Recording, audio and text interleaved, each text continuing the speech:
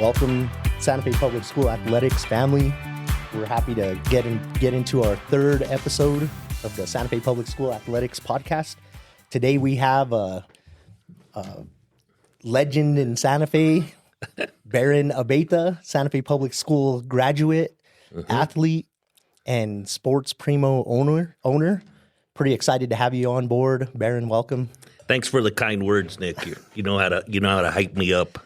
Always. For sure. But I'll just add to that I'm also a Santa Fe Public Schools teacher, former coach, and also both my kids went through Santa Fe Public Schools K through 12. So I'm very proud of all that right there. Thank you for adding that in there, and that's why you're a legend, Aaron, because you have done a lot and you're continuing to do stuff here in Santa Fe. It's awesome. I appreciate it, man. You're awesome.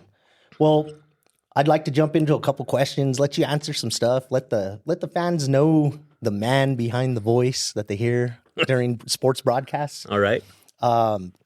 You've been running Sports Primo for how many years now?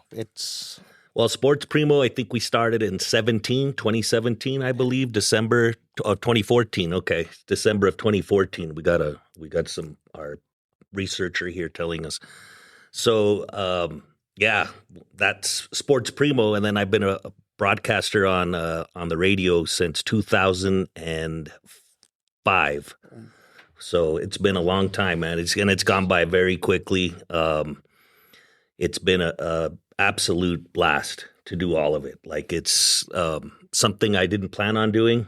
Got to thank my brother for that, for asking me to come on board and starting that radio broadcast stuff, and then Sports Primo just kind of happened. It organically, I think it gelled. My brother, my cousins, myself, we all just got on board, and here we are, man. Just like that. And having fun. Oh, like, man, every time I hear you guys, you're always having fun. When I'm around for games, yeah, it's just fun to be around you guys. It's like us growing up. It feels the same as when we were growing up. Well, yeah, that's kind of where it started, right? Like broadcasting, like doing play-by-play for Tech Mobile. Yep.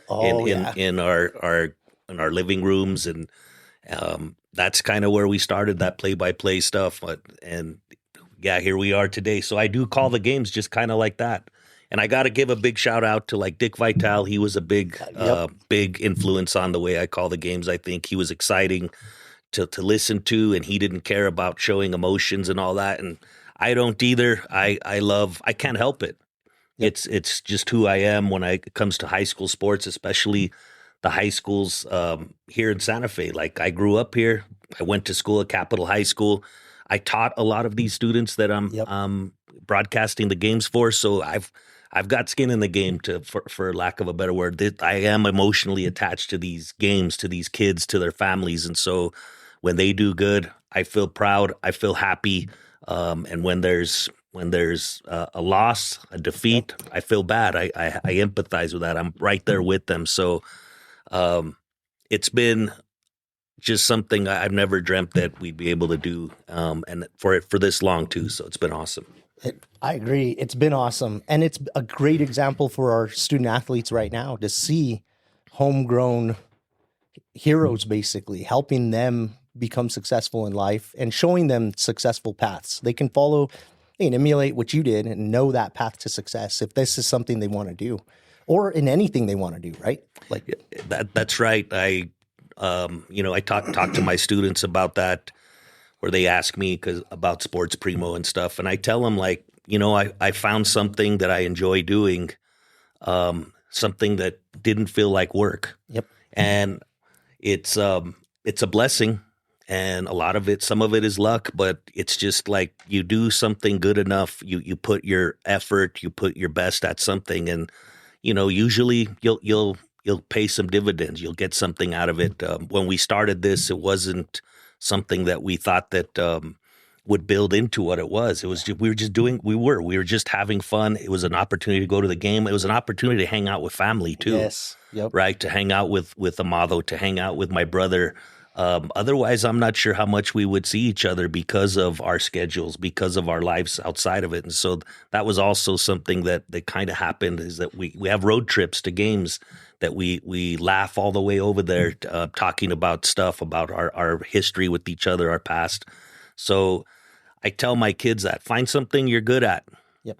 find something you're good at and put yourself into it, and that's what life can be.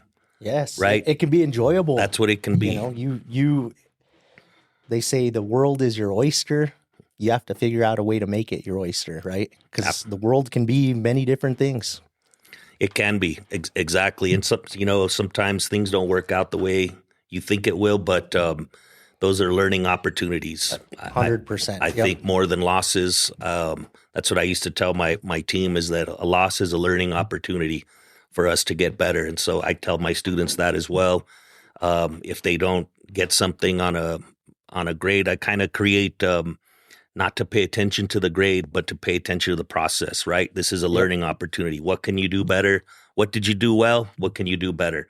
Right? What can you do to improve? And so that's a lesson, I think, when running a business, running your life, being a student, being a coach, whatever. I love it. I love how you're tying everything together in the classroom with what you do with Sports Primo, not just being an example for people to see, but showing them and tying it together, because all those lessons you're teaching in the classroom, that's what's helped you get where you're at right now.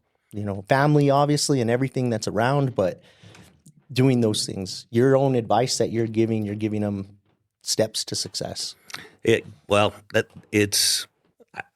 With school the way it is now with students, oftentimes I teach New Mexico history.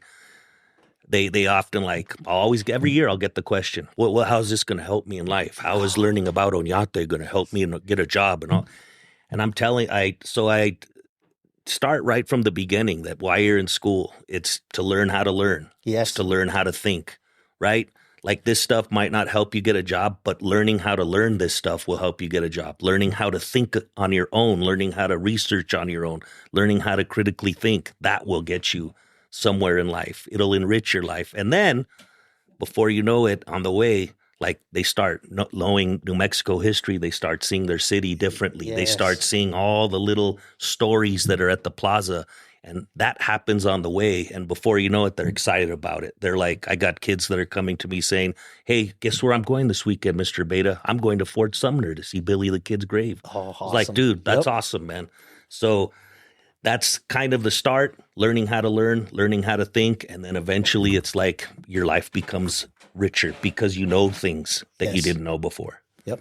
And knowledge is power, whether it's power helping you accomplish something or knowing where you're from, because that's important. Absolutely. Yep. Yeah, that's something also that a lot of the families, the students, they have families that have been here for centuries. Yes. And they'll come and tell me hey, I'm related to this person, Mr. Abeyta. My grandfather told me this, or I found out that I'm from San Ildefonso Pueblo, right? Yep. They'll and so those are the types of things that make it all worthwhile, right? When it becomes something more than just a grade, becomes part of their life. That's how you get them to learn it. Right. That's how you get them to learn it. You got to relate to them. Yep, Yeah, exactly.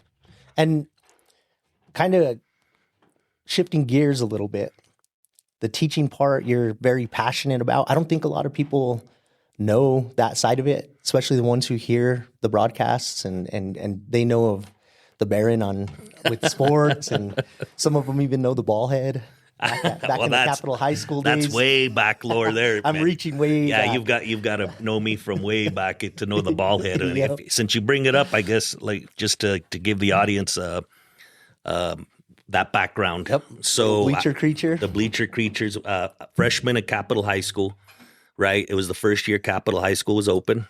1988 to 89, I was a freshman the very first year, and I was a big college basketball fan. I loved I still love college basketball. And so I would actually record games. I have hundreds of games from the 90s and 80s in my garage on VHS. And I love the crowds. I love the being at the pit, of course, and then just seeing the crowds, the Cameron Crazies, the Zoo Crew, and all these different crowds. So I did not make the basketball team at Capitol High School. I got cut, and when I was walking into this building, this is the building that I got cut in. This is where they told me. This is where they told me that I was the last. It was between me. It was me and 2 other guys for 1 spot. And they told me that they wanted me to be the manager, but I didn't want to do that. But anyway, that's besides the point. Yep.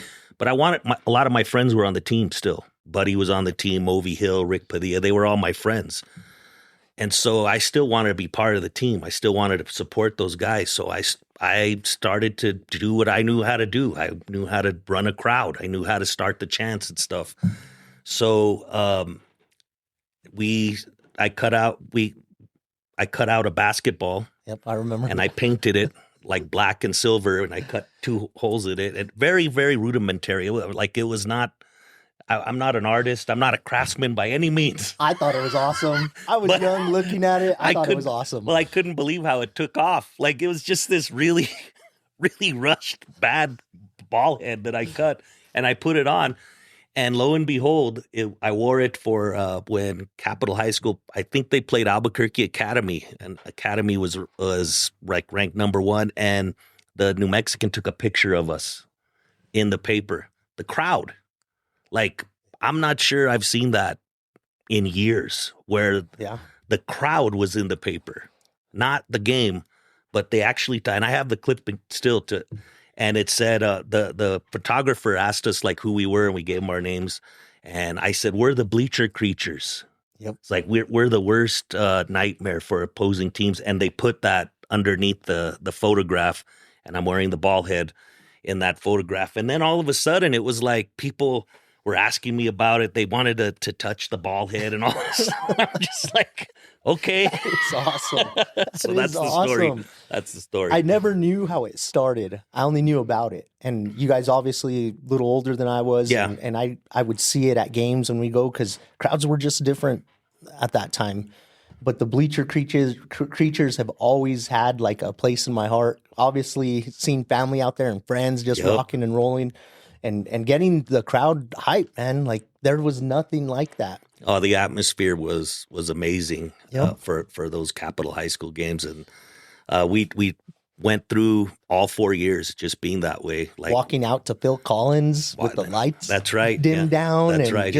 I just can't. Those are burnt into my mind as memories that I just never forget. It's so cool that it's still part of it, too.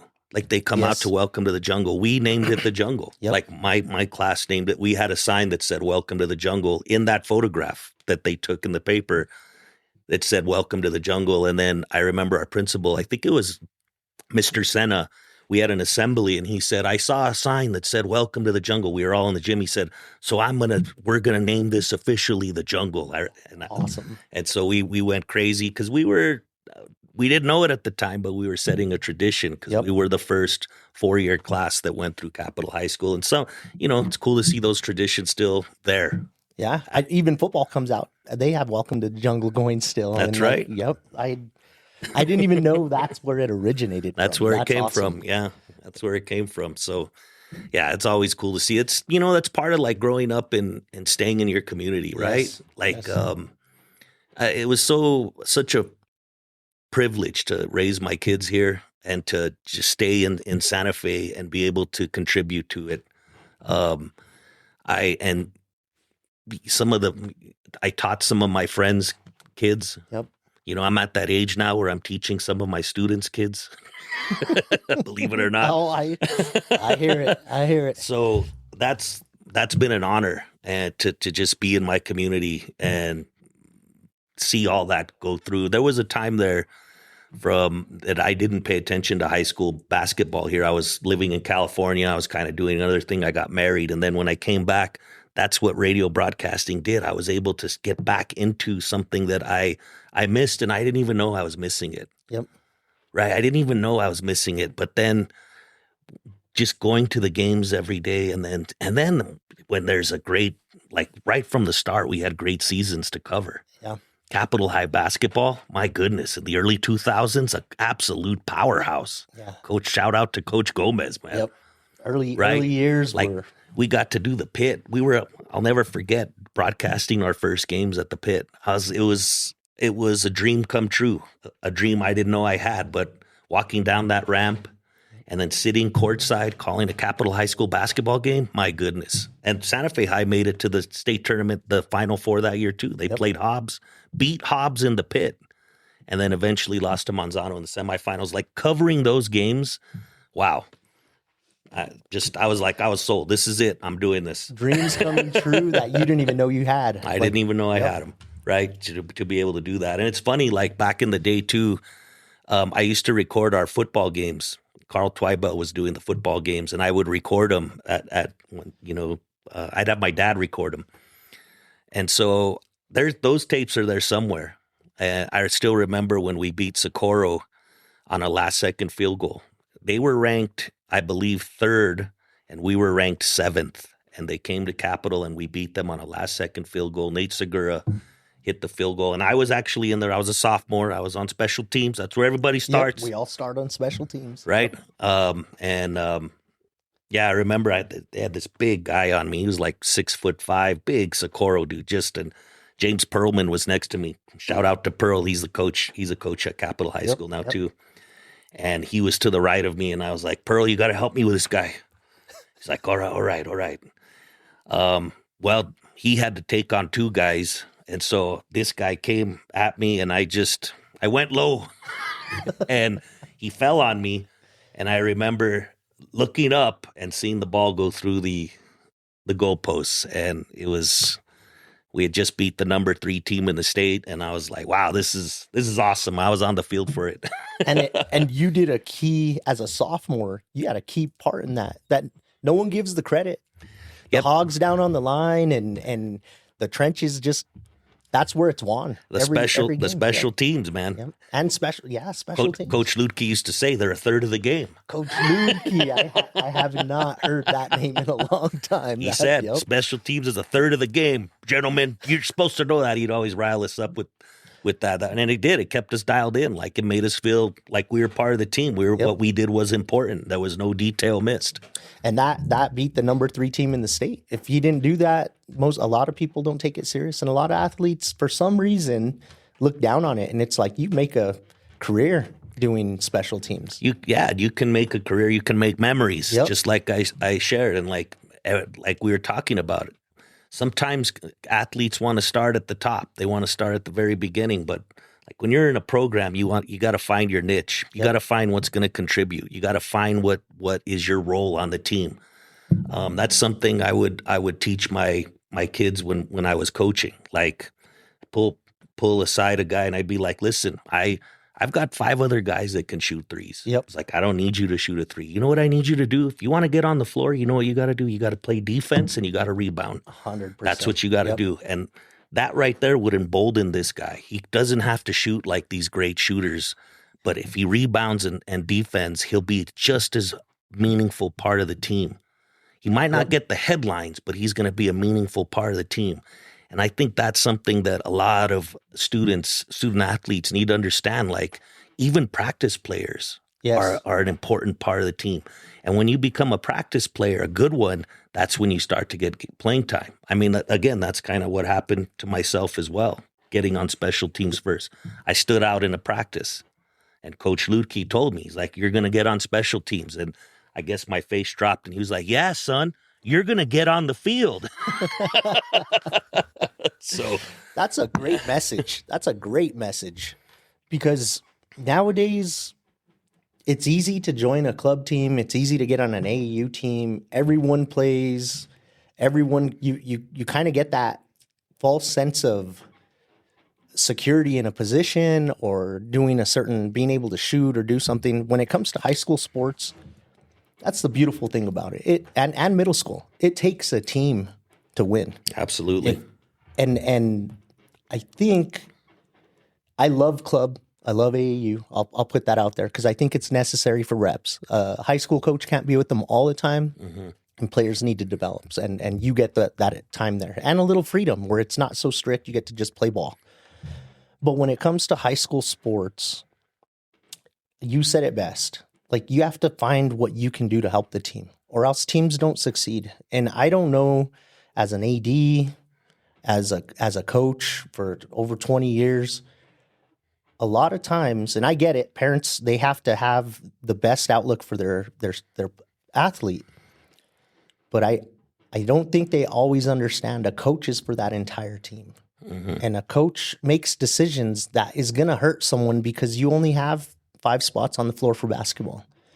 You only have 9 for baseball. You only have 11 for football, on each side of the ball, and then special teams. Like, sometimes players are going to be doing something that they're not comfortable with, but that they are good at and they can actually do to help the team. And I think that's a good message that parents need to know. Like, when it comes to high school sports, it's the memories. It's having fun, giving all you have for that your buddy next to you, the blood, sweat, and tears that you have on the field or in practice. Those are the memories you remember, and winning. I think sometimes now we get too caught up on my name on a wall for athlete of the year, my name in the paper, my, but that's not what it's all about. It really is about that family, that team moving forward, winning games, and there's nothing like it. I only got to win district titles when I was in high school, placed in state in wrestling, and did a couple things, but I remember the district titles, and I remember the team achievements that we had that were just, we did it together. That's right. And we still have a bond where Matt Reland helped my baseball team the entire time I was at Capital coaching baseball. He'd come talk to our football players. He was always a go-to. I played semi-pro football with, I don't know why I did that, but I played that with Matt Seguda and Freddie, and a lot of us still see each other and well, I think you answered your own question why you did it, so you can hang out with you can hang out with and your still friends. play football with the guys you played with. Like, you wanted that feeling still, and you crave that. I craved that in the military. That's what made the military easy for me. Like, wanting to stay and do over 20 years. It was sports, and just it reminds you of family, like the times growing up and you're telling stories and cuentos and just like having fun and doing broadcasts, playing Tecmo Bowl. It's that family and those memories that you get. And I just want to take sports back to that time. And I love the highlights. I love the All-Stars, but in Santa Fe Public School Athletics, as the AD, and now talking to you, it's really hit me hard. I just want us to get back to that team, that family. How do we do it? The parents behind you, pasta parties before football games the night before. That's right. And everyone together getting ready for that game the next day, and then the next day coming out and playing. And you didn't even have to get along with everyone. Yeah. But on the field, it was the world closed. Like Coach Moon would say, nothing else matters outside this field. That's right. The world stops everywhere else. All that matters is you guys working together, playing together, and getting after it. That's right. And there's nothing like that. Like that feeling, I to this day, I still look for that feeling. Yeah, it's about being part of something larger than yourself. Exactly. Right? And having a goal that's not guaranteed. Right? And as a matter of fact, there's a lot of times where you're a team and like it's an uphill climb. You know that it's going to be tough. You're going to be facing competition that's way above your head, but you do it anyway. Right? Like you roll that rock up the hill knowing that it's going to come back down. But what does that build? It builds character. It builds camaraderie.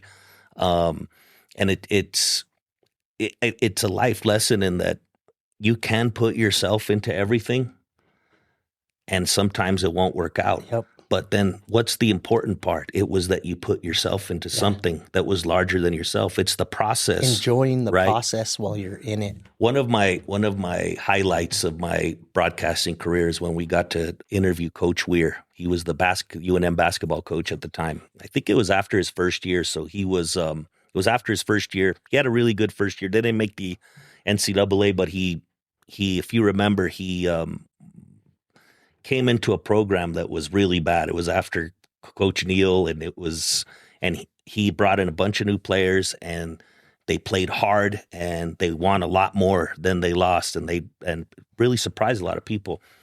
So Coach Weir had reached out. I think it was to Will Weber. Will Weber set this up, and he said, "Hey, do you guys want to interview Coach Weir?" I was like, "Are you kidding me?" Like people that know me, I'm a UNM Lobo basketball. Like they're my top tier people. Like that team right there, they're they're the top of the pyramid for me. So Coach Weir calls me and he says, "Where do you guys want to do it?" I was like, "Wherever you want, Coach." Like, he's like, "Why don't you come to the pit?" So we drive to the pit, the parking lot. It's completely empty. He drives up next to us and he says, "Hey guys, how you doing?" Introduce ourselves. And first time we'd met him in person, and he says, "Well, come on in," and opens up the pit for us.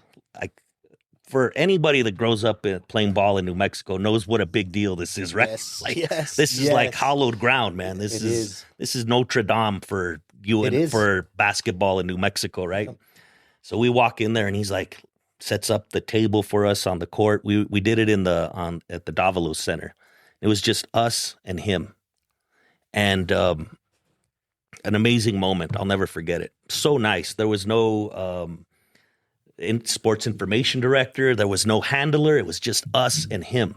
And I'll do a little postscript about that in a minute. Anyway, the reason why I bring it up is because I asked him about culture. I asked him a lot of leadership questions because he had at the time, an alternative, a unique perspective on it. And I talked to him about goals. What were the goals for the next year? And he says, "You know what? We don't talk a lot about goals." It's like, we don't talk a lot about goals here. We talk about process. We talk about step one. We talk about what can we do today?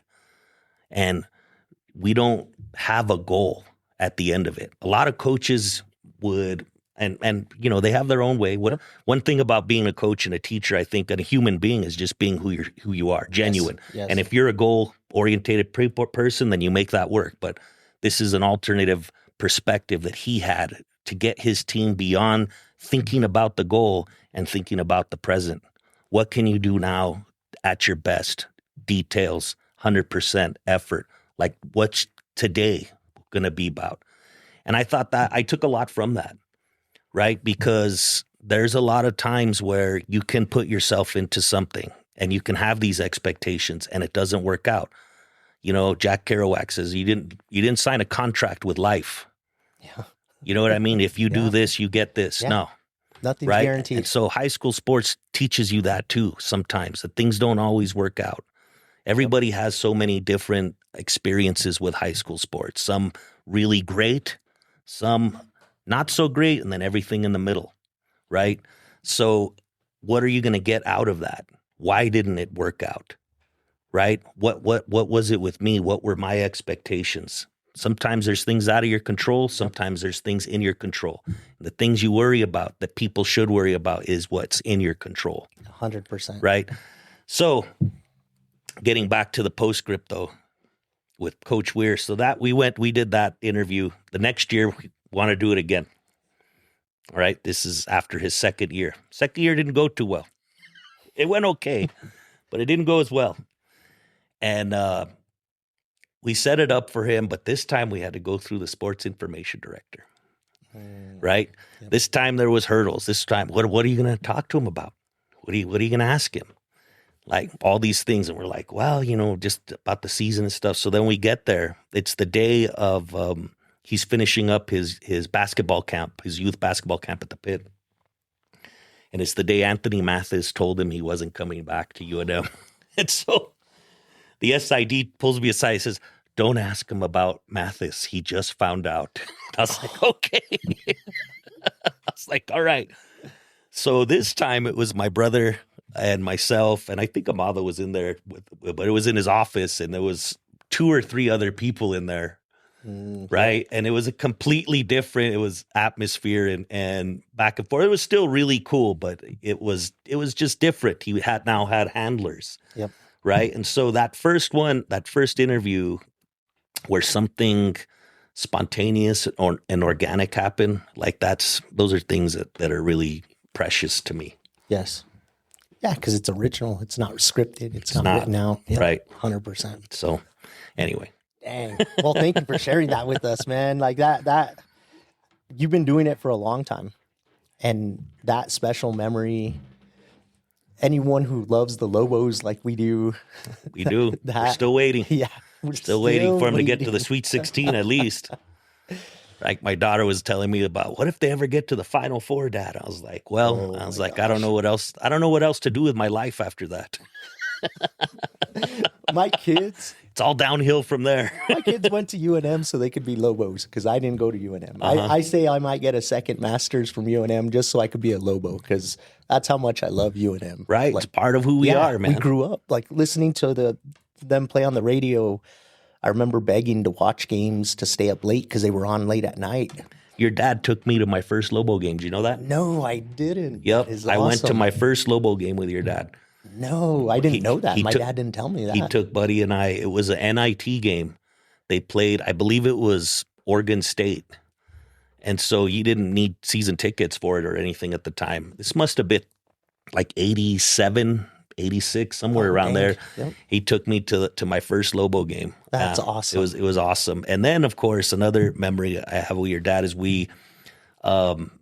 when the Lobos finally made the NCAA tournament for the first time in years, it was Dave Bliss that brought him in, and they had Luke Longley. I think he was a senior. We watched the game at your dad's house. They played Oklahoma State, and your dad is a diehard Lobo fan, man. He is. Shout out to my dad. He was pacing back and forth. And he was yelling at the TV like I think they were like the 12th seed or something, and they were playing this Oklahoma State team. They didn't have a chance, but anyway, we thought they did. And we always think they have a chance. Of course. So you're saying there's a chance. As long as you get there, that's all that matters. You get on the floor. There's always a chance. Right? There's always a chance, man. 100%. So that is awesome. Baron, this has been fun. Yeah, man, this is awesome. Thanks for having me. We're definitely going to do this again. Because this is just like hanging out, and dang man, I learned a few things today. Like I always look up to you guys because I still to this day still learn from you guys. Thanks, Nick. Thanks, bro. I appreciate everything you do for our city. Just proud to see where you guys are, where Sports Primo is at, and the dedication you put into when you were coaching at Milagro and Capshaw. It was right, and teaching because. It takes a special breed to be able to teach for a long time because it's tough. Those are some of the thankless jobs that are out there. Appreciate everything, Baron. Thank you so much, man. Now that we're kind of closing up, is there anything you want to leave? I kind of jumped in there and started talking my piece of like as an AD what we're looking for, but what as a community member who gives so much back, what do you want to see from Santa Fe Public School athletics and athletes? Like what we're partnering with Sports Primo. Yeah. So you guys are going to be acknowledging our athletes for each sport every month. It's going to be pretty cool what we're doing. So every sport will have an athlete of the month throughout Santa Fe Public Schools at the high school level, at least. We're going to try to work something out for the middle schools. But we're going to try to get as much recognition and let the community know about our student athletes who are just doing an awesome job. So we're thankful for that partnership that we're going to be working on, and it's going to be great for all of our athletes across the district. But what do you have to leave to them that, because you're going to be meeting a lot more now because this is going to be a lot of athletes that we're going to be running through. So what message do you have for them? Well, my message I guess would be the same thing I would have to my teams when I was a coach. Like we're here to have fun. Yep. Play hard, right? Yes, sir. Those are the two simple things that I always tell my kids: have fun and play hard. Don't worry so much about the results. When you win, be humble. Yes. When you lose, learn from it, and move on. Like don't find reasons to blame anyone else. Like I hope that establish those relationships with it, build a culture. Like we put a lot of responsibility on the coaches to build a culture, and as we should. Yep. They're the leaders. But also the athletes and the parents need to be willing to participate in that culture. Yes. Be willing to be positive forces in that culture. And I know it's difficult. But remember, these are just 4 years that these high school kids have to make these memories and to have fun. And I've seen a lot of kids get burnt out, seen a lot of kids that were really good athletes in middle school and I come across them at the high school games. I'm like, how come you're not playing? Yes. It's like, well, they have all these different excuses. And it's like afterwards, they regret it, I think. They regret it. So just have fun. Play hard. You be the culture that you want it to be, right? You establish that culture that you want to be part of. Coaches teach leaders because they're the leader of the team, right? Mentor those students to be leaders, and then show them what culture should be the example. And then athletes make that culture, because the athletes make the culture, right? They do. They're the ones that are out there like doing it every day, the way they treat each other, the way they treat the adults, the way they treat the other team. That's it. And then just, remain humble and grateful. Yes. Humility and grateful. I preach that all throughout the year in my class. Be humble, be grateful, right? Because nothing is guaranteed. So those are two things. And then there's one more thing I just want to say. Oh, yes. Please do. I want the student sections to come out. Yes. Let's start that. Let's get these kids. I don't want to see them on their phones sitting back at games. I want them involved. Yes. All right. Let's get involved out there. All right. Because you're part of the culture too. Yes, you are. There's nothing like going to a game with a great student section. So students, even if you're not participating in the sport, be a part of it. 100%. Students, you now hear the message from a legend to me, and you're gonna see legends that come on this show from Santa Fe Public Schools, because that's what I believe. And this is one right here. So let's answer that call. Let's answer that call and have some great student sections this year. We have some community partnerships I'll jump into that. We're going to acknowledge some community partners throughout the season. Anyone who's interested in becoming a community partner, please reach out. You can reach out to us. Email me for right now, nissalazar@sfps.k12.nm.us. That's a mouthful, but nissalazar@sfps.k12.nm.us. Reach out to me. We'll get you involved. We can acknowledge some of these athletes with your business, sponsoring certain events or SFPS as a whole. We have some great partnerships where we'll advertise for you, and we'll get some really good time for our students to be acknowledged. And we'll also be providing travel gear, paying for hotels, paying more money to allow them to eat when they're on the road. That's important. Yes. We need to feed our athletes, that's for sure. So we're looking forward to this community partnership that we started up this month. Sports Primo is going to be in there acknowledging our athletes every season, once a month with each sport. It's going to be awesome. But again, I want to jump back. Thank you, Aaron, for coming out here. Appreciate your time and just everything you're doing, man. Thank you so much, Nick. Just keep rocking. Right on, brother. Love you too, man. Appreciate it. Thank you, Santa Fe Public School athletics community. Let's get those bleachers filled with fans and have some new bleacher creatures at Santa Fe High and Capitol.